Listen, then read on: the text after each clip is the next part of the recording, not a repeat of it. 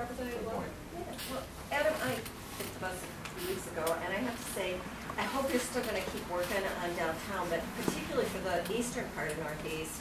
The number 4 route, which is a milk route all the way through Northeast, Southeast, not having a freeway express that hops onto 35W and goes downtown is really kind of a detriment for people being able to quickly access it. And then just the infrastructure is wonderful what you've done on 2nd and Marquette, but if you wait on Hennepin Avenue, there's no heated bus shelters. It's not, I know the city's going to try to do a lot with Blocky and everything else, but if you're waiting for a bus at night, it doesn't feel as comfortable as some of the other areas. So I hope you'll look into that. But my bigger concern is that, I mean, for the first time, the legislature bonded for parking ramps for transit, which I'm not quite sure that I'm really excited about. I really believe in transit, but I think those should be paid parking ramps. I mean, part of those people who are, some of them are driving in from Hinckley and then abandoning their car at that point and then taking the bus into jobs. And, you know, it seems to me they're saving incredible amounts on gas. They're saving an incredible amount on parking.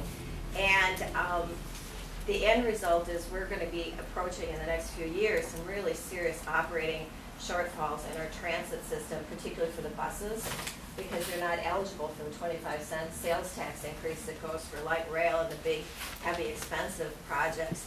And so we're going to be looking at some major fare increases. And to me, it's really unfair to be subsidizing people who are coming from far, far away, and people who in this community don't own cars. 20% of the Sheridan neighborhood doesn't even have a vehicle in the household, are going to be paying the same, potentially the same fare increases as people who are driving in a long way, getting free parking, getting heated shelters, and being transported in a bus that is upholstered and, you know, dramatically nicer than what we take on the milk runs. Okay, well, let me start from that and go backwards. The buses don't miss anything. I would say we are getting many new buses that are operating on the urban fabric and have fabric seats on them and are nicer buses. And I would entertain any time, go out there and ride a bus. And we've got 900 buses in our fleet throughout the entire system, and you might get on a bus that doesn't have a fabric seat, but I think that our fleet is in very good condition and we have good distribution of our fleet in that regard.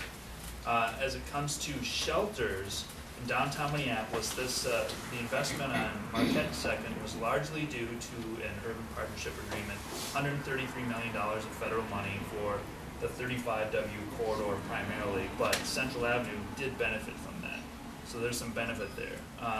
We do have heated shelters on Hennepin Avenue in various locations, and I think it's going to be one of the challenges that we'll have to work together with the city on in improving that corridor. It was recently changed to two-way, which changes the dynamic of those streets as well. Now, having said that, we are looking at making some improvements to our Nicollet Mall local bus for the Route 10 facilities down there, getting real-time information started this year, better signage, and those shelters are heated as well. So we are sensitive to that, and we actually are doing an evaluation of our shelter program throughout the system to see how we can make sure that we're being equitable in the distribution of our shelters. So that's a point well taken on that. Regarding the Route 4, Johnson Street getting to downtown Minneapolis, that's a real interesting point, because when the 35W bridge over the Mississippi collapsed, we were trying to figure out how can we best get people into downtown on transit, because the congestion is really going to get heightened. We thought, well, let's look at having a route on Johnson Street that gets on 35W right there, gets off on 4th, and then gets into downtown. And what we found was the time it takes to do that as compared to taking Johnson to East Hennepin to downtown was the same. And so we did look at it, and you aren't the first person to think about that option. And I would say that getting into downtown Minneapolis from 35W on the north end is a challenge. There's to get to the core downtown, which is not right near 35W. You can either take 4th and University, you can take Washington, you can go around the other end. But it's just not as close, and so it's a bit of a challenge to be competitive and kind of find that right path. So I appreciate that comment, and it's something that we did look at, and it's a good idea. But as it happens, the time is very close to taking Johnson to East Hennepin, and given the traffic and signals that you encounter along that path, it ends up being a little more reliable. Behind. Can I just actually add to that quickly, just to echo what Representative Loeffler said about the deficits in Metro Transit? There are operating deficits that we're really struggling with, and that's something that a lot of the work that Transit for Livable Communities has done over the last several years is to look at our funding compared to funding in other cities that are our peers. We are funding less transit than some of our peer cities are. So one of the things that we'll be doing over the next couple of years is figuring out, along with our partners in Metro Transit, where would the additional funds go? What kinds of service would be expanded, and where might those funds come from? Because there's been some polling done recently that really shows that people are very interested in riding more transit, and so there's a demand, and Metro Transit is a little bit hamstrung if you don't have any additional resources to be able to add additional shelters or add additional bus routes, that kind of thing. Yep. And so I didn't answer your other question about fares or charging for parking for long distance trips.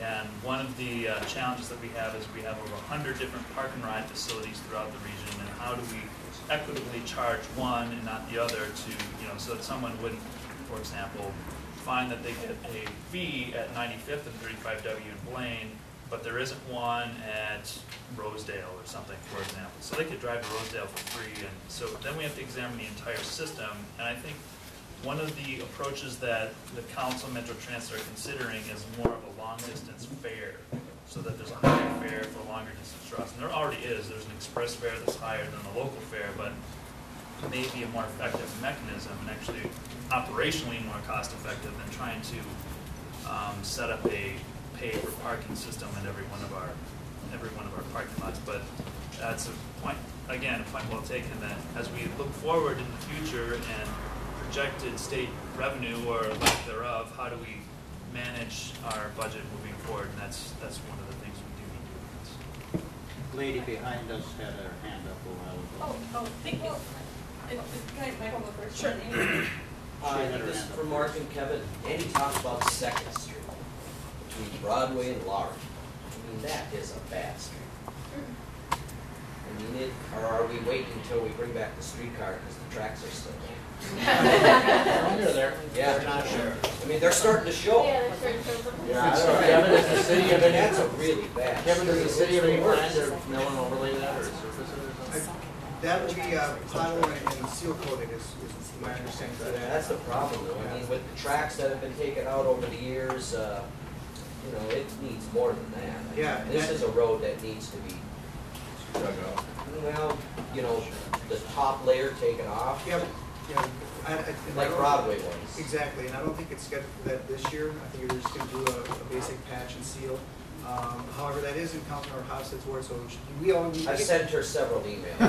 And so what I'll do is, though, I'll check to see what, we all get our little ward lists of what are going to get more significant resurfacing treatment, and I'll see if that's on the ward treatment. Were you talking Central Main?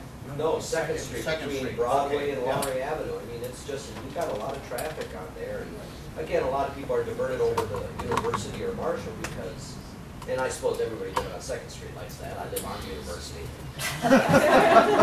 But it's just a bad route. Biking and everything there is bad. And I think it's one of those routes that, if you look at it from a mile-high view, it's just a neighborhood It's road. gorgeous. Oh, it's a great street, but you look at it, okay, well, it's just a back street, but it's not. There's a grocery store, there's several different social institutions on it. It actually gets more traffic than you'd think, just looking at it from a map 2 feet away. But it's a bus route. And the fact that the Lowry Bridge is closed, a lot of the 80-ton trucks are now using 2nd Street, which tear it up even more. So And there's